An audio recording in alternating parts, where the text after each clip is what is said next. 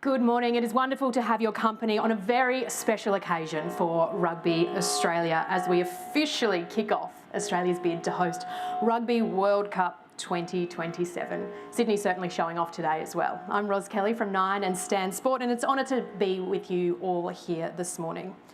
I would like to begin by acknowledging the traditional owners and ongoing custodians of the land on which we meet, the Gadigal people of the Eora Nation, and pay respects to all elders past, present and emerging.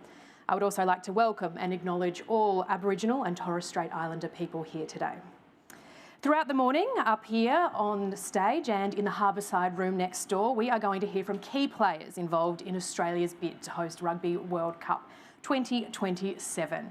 Senator, the Honourable Richard COLBECK, Federal Minister for Sport, Hamish McLennan, Chairman of Rugby Australia, Andy Marinos, CEO of Rugby Australia, Bid Advisory Board members Sir Rod Eddington, Olivia Worth, John Eales and Gary Eller, Phil Kearns, the Rugby World Cup Bid Executive Director, and Wallabies coach Dave Rennie, Wallabies star Reece Hodge, and perhaps a future Wallaby in under 18's representative Clem Hallahollo. Now, for all media in attendance, thank you so much for joining today. Following this morning's formal presentations, please make your way next door to the Harbourside room for the press conference, vision and photo opportunities, and of course, one-on-one interviews. Now, if you can please welcome Rugby Australia Chairman Hamish McLennan to the stage.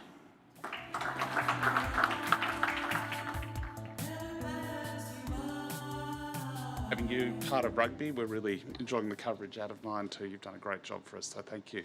So good morning everyone, and thank you for joining us here at the MCA for this watershed moment for the game of rugby union in Australia. I'm delighted to welcome Senator Richard COLBECK. Thank you for all of your efforts, support. The government has been absolutely terrific as it pertains to this bid, and we really appreciate it. To add to this support, I'd like to welcome our member unions. This means that we've got a strong position to present to World Rugby, our international rugby colleagues, a compelling bid to bring the world's third largest sporting event to our shores. Hosting the Rugby World Cup in 2027 is a once-in-a-lifetime opportunity for Australia and presents us with many exciting opportunities beyond the rugby field.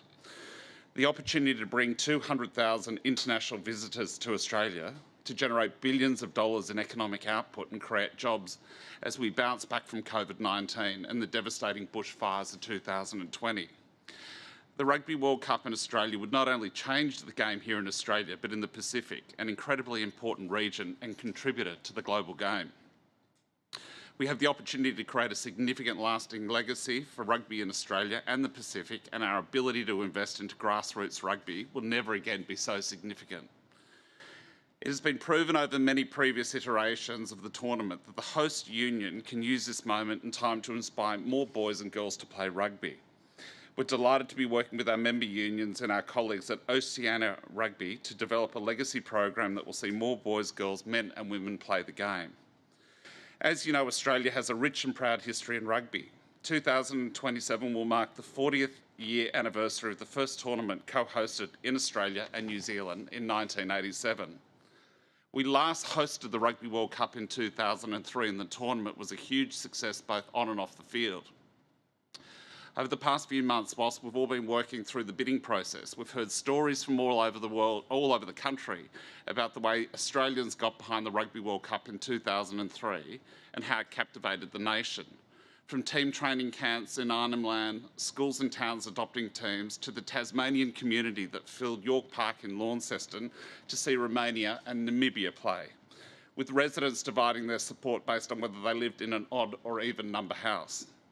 Rugby fever gripped the nation. The Rugby World Cup was a celebration of sport and Australian culture, and it created an excitement and passion for rugby that we hadn't seen before. It would be a great honour to be able to give Australia another incredible Rugby World Cup experience.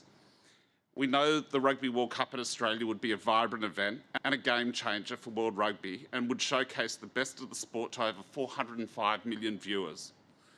Australia is home to the world's oldest continuous culture, with unmatched natural landscapes, a thriving modern multicultural series of cities, and a passionate sports-loving population, combining the world's greatest rugby event with what we think will be the best tourism destination in the world to watch rugby. This is a bid on behalf of all Australians, for Australia, for global rugby, for the future of the game, and for the best place in the world to watch rugby. And we would be honoured to host the tournament on Australian soil in 2027. Thank you, everyone, and game on.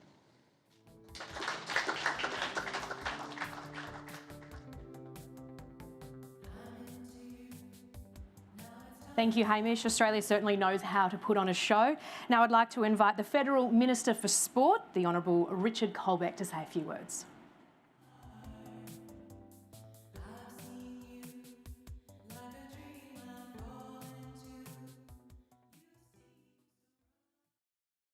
I acknowledge the traditional owners of the land on which we meet and pay my respects to their elders past and present. Also acknowledge Hamish, Chair of Rugby Australia, and Sir Rod as Chair of the Organising Committee, and all of the other members of the Organising Committee in Rugby Australia, and particularly the rugby legends and emerging legends that are amongst us today too, nervously waiting for their moment in front of us all. Australia is in a very enviable position of being on a golden decade of sporting events that we will host. We already have the Men's T20 World Cup here next year, the FIBA Women's World Cup for basketball next year, the UCI Road World Championships in 2022, the Virtus Oceania Asian Games in 22, the World Transplant Games 23, the FIFA Women's World Cup in 2023, the ICF Canoe Slalom Championships in 2025, and I agree with you, Hamish, it's time the Rugby World Cup came back to Australia in 2027. And of course, we are at the very pointy end of our very exciting bid to host the Olympics in 2032. So we really are in the space of having the opportunity to be part of a golden decade of sport in this country. I too remember the 2003 Rugby World Cup. It's when I played my 3 games of rugby union as a member of the Australian Parliamentary Rugby World Cup team. Just saying to Olivia a moment ago, Joe Hockey was one of my teammates, split open nicely in the final when we beat the Kiwis 14-7, something that I'm never going to forget. And the celebration afterwards was fantastic. But the camaraderie of that competition, I have to say, is something that I will always remember. The opening day and opening event, where I was the only MP left as a AFL player, welcoming rugby teams from around the world to the Australian leg of the Parliamentary Rugby World Cup. A lot of fun, and it's one of the few times I've been congratulated for making a short speech.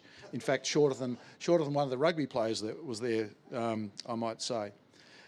But the Australian government is really delighted to be participating in this World Cup and supporting this World Cup bid.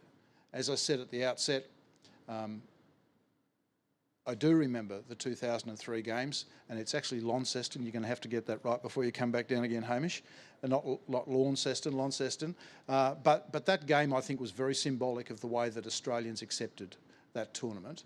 The fact that York Park was packed, that a game where people had really no understanding of the countries that the teams were representing but playing there, but they came out in force to watch that game.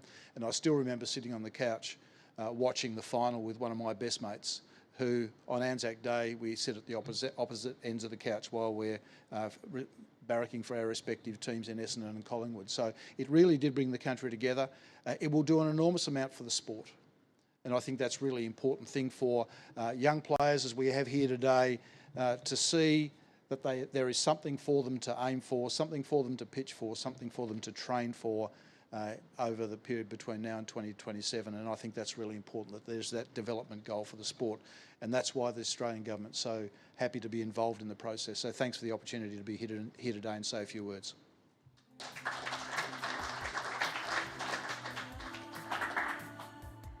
Thank you, Senator. You might have to start training now and pull on the jersey for another parliamentary exhibition match if Australia wins the rights to host the World Cup. Well, as we've heard, hosting the Rugby World Cup 2027 would create a lasting legacy for the sport in this region. Let's head around the grounds now and hear from the rugby community on what hosting the tournament would mean to them.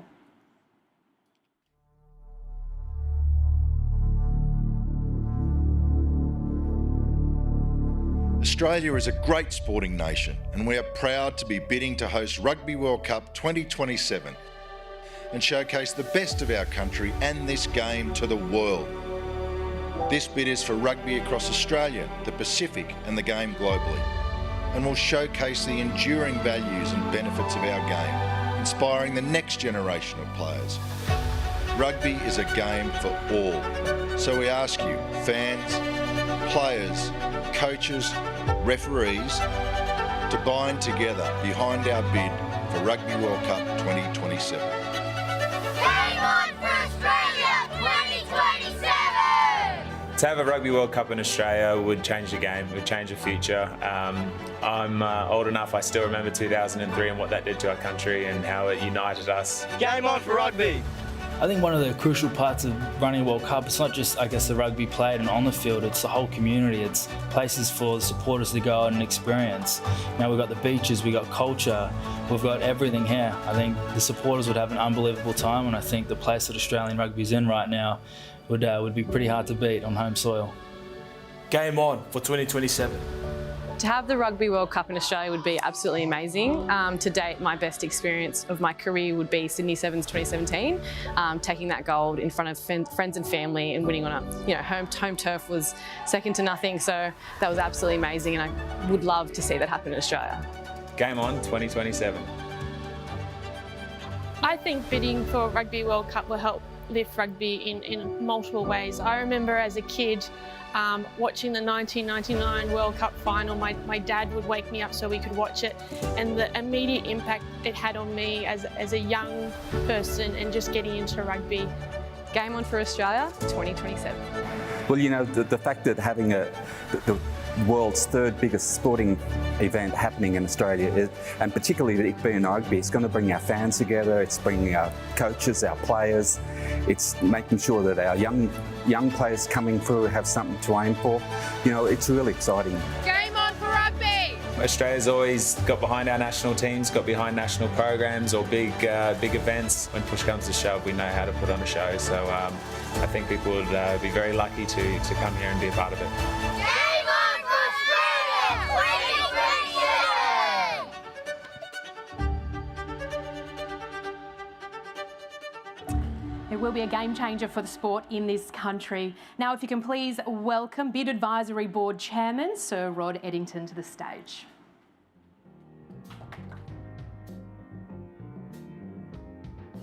Thanks, Ross. Morning, everybody. The Advisory Board's role is to support the executives as we put forward what we're sure will be a compelling bid for the 2027 Rugby World Cup. It's a competitive process, and if we are going to win it, we do have to put our best foot forward. And when I think about what the bid should look like, I'm very conscious of the legacy that we would want the 2027 Rugby World Cup to leave us. A legacy for the men and women, the girls and boys who play the game, and the people who support them. what it can do for finances, not only for World Rugby, but for Rugby Australia, to make sure that Rugby Australia has the money it needs to support the game. It would also provide yet another wonderful opportunity to showcase Australia to the world as a great place to visit, a place that knows how to put on great events, that knows how to make our visitors welcome. And it's also, I think, a legacy that will leave behind not only terrific hard infrastructure, the stadia and all the infrastructure we need to support the game, but also help enhance the many men and women who give their time, much of it for free, to support the game, the soft infrastructure that's so important. So this is a terrific opportunity, as we've heard. We cannot take anything for granted in this. We have had the Rugby World Cup here before in 2003, we've heard. It was a great success. I was working in the UK at the moment, then, and at British Airways, we were the official carrier for the England team, so I watched the final between England and Australia. I was somewhat disjointed as I watched that, and Johnny Wilkinson's drop goal at the death. But nevertheless, overwhelmingly, it was a wonderful experience for everyone who visited, whether they came from the UK or anywhere else. So 2027 bid, game on, an opportunity for the game and for the country, and I'm sure that if we do win it, we'll deliver a terrific Rugby World Cup, but we cannot take anything for granted in the bidding process. So game on. Thank you.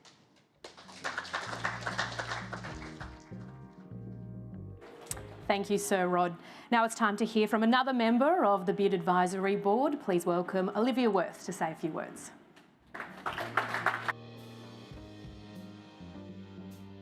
Good morning, everyone, and it's fantastic to be here. And speaking on behalf of the tourism industry, this is a great opportunity for our industry and for Australia. Hosting the World Cup in 2027 is an opportunity not only to showcase Australia's great sporting infrastructure, but of course our tourism assets, our cosmopolitan cities and our natural wonders. We know that Australia is an incredible destination for any visiting fan. And particularly as a time as we recover during the pandemic, we know that Australia is going to be incredibly well positioned when global travel once again opens up. We know that major international sporting events are also a massive draw card from tourists around the world. And Hamish mentioned before, we expect there's about 240,000 international visitors who will come to the shores to see a rugby match and visit this country. And it's music to my ears as an airline executive. That's about 400 A380s. 400 A380s of passengers that we would bring here to visit this fantastic tournament.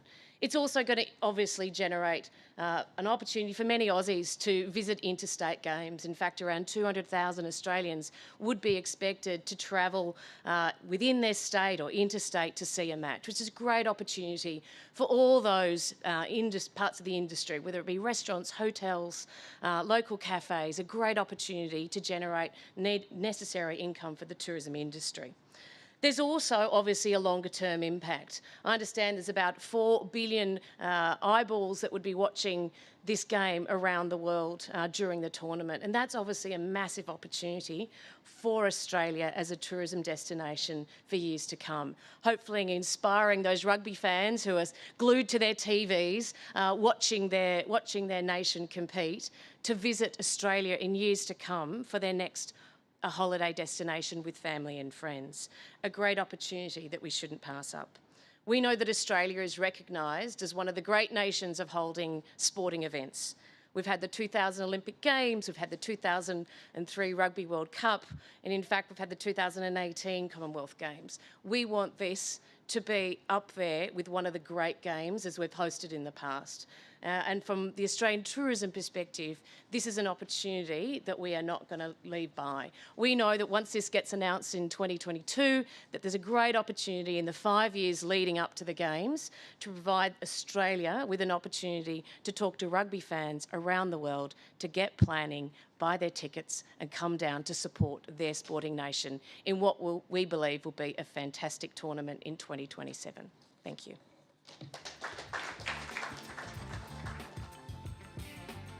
Thank you, Olivia. Now let's hear what hosting the Rugby World Cup would mean to some stars of Australian rugby, past, present and future. Please welcome John Eales, Phil Kearns, Reece Hodge and Clem Halaholo to the stage. You come up.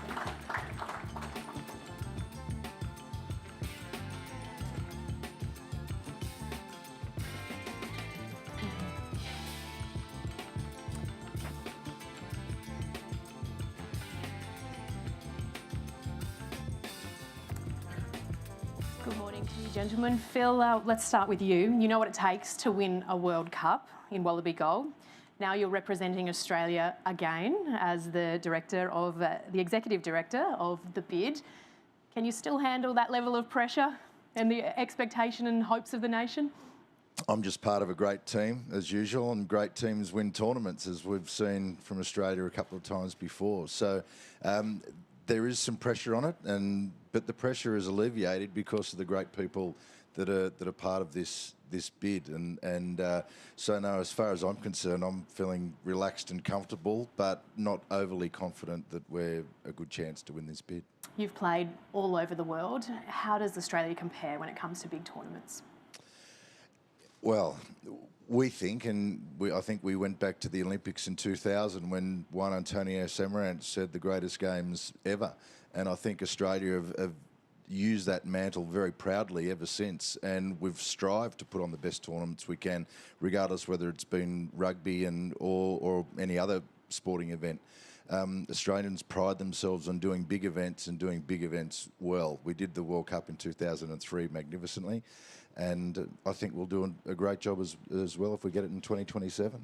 Now, John, you've also lifted the William Webb Ellis Trophy twice at overseas tournaments. Can you just take us into the mind of a player and what it would be like running out on home soil in front of a home crowd on the biggest stage of all? Yeah, thanks, Ros. I think it is a very important aspect, the home World Cup. I didn't get to play in one, but I was inspired by one. I was Clem's age during the '87 World Cup, watching. I remember skipping a bit of school to go on the GPS Rugby Oval in Brisbane, just behind my school at Ashgrove, to watch the England team train, and those things are actually pretty inspirational for a young person to see the people that. I mean, you don't necessarily think you're going to be there one day, but it probably plants a few ideas in your head. So, having a home World Cup both inspires the young to for what they want to aspire to, but it also is something that the current players can really look forward to, whether you're well established in the team like Reece or you're a young guy like Clem with ambition. Well, Reece, if our calculations are correct, you would have been 9 when the 2003 World Cup was hosted on Australian shores. Tell us how that inspired you. Yeah, I guess there's probably 3 things that stick out for me from that tournament. Firstly, I remember Chris Latham scoring, I think it was 5 tries against Namibia over at Adelaide Oval, and I think probably straight after the game I was into the backyard with my dad and kicking a footy around and trying to score 5 tries in the corner myself. So that's probably the first memory. Secondly, I don't know if this is good or bad, but I remember the Poms taking over Manly. Being a Northern Beaches boy, I think they were staying at the Manly Pacific for quite a large chunk of that tournament, and all the bars and the shores of the beaches were lined with sunburnt Poms and with a skinful. So that was an interesting memory. And then I guess the third thing is just how it brought everyone together. So I remember watching the World Cup final in 2003 with probably 3 or 4 other families gathered around probably what was a small TV. Nothing of the size and definition of the TVs we have these days, but just how it brought families together. And obviously it wasn't the result that most of us were after in that 2003 World Cup final, but just the experience of, I guess, having kids and, youngsters and everyone from different ages watching around a TV and just coming together to support Australia was pretty special. Yeah, it's pretty easy to spot a Pom on Manly Beach, isn't it? Now, you're currently recovering from injury. Have you penciled 2027 into the diary? Can the body last that long? Hopefully, yeah. I think if arthritis has got a cure by then. But yeah, no, it's there's a few, I guess, things in the calendar. The Lions tour in 2025 and the World Cup in 2027. So hopefully the body can hold on. But no, it's great for, I guess, youngsters like Clem to be able to aspire to those tournaments, and I'm sure they need a bit of experience in there. So I'll just put my hand up early for those tournaments in the future. Well, Clem, you very much are a rising star of Australian rugby. What would it mean to you to be selected in the Wallabies side to play in a home World Cup? Well, first of all, it's an honour itself to be here today and alongside these Wallaby legends. And growing up playing rugby, it's always been a dream to play for the Wallabies. and especially my teammates and I, to represent Australia at a World Cup in 2027. It'd be a great honour to play in our own country in front of our family and friends, and be a reminder to all Australians to showcase and experience what Australian rugby truly is. Clem, who did you have on your wall when you were growing up? Who was your rugby hero? Well, for me, it was basically the whole Wallabies team, because my dad always drilled it into me that that's what you want to aspire to be. So, yeah. And now, just to think you could inspire a whole new generation in the future. And you could inspire a whole new generation in the future. That's pretty special. Thank you. That's what I'm aspiring to do, be a role model. Well, thank you all for your insights this morning. Ladies and gentlemen, Reece Hodge, John Eales, Phil Kearns and Clem Halaholo. Please give them a round of applause.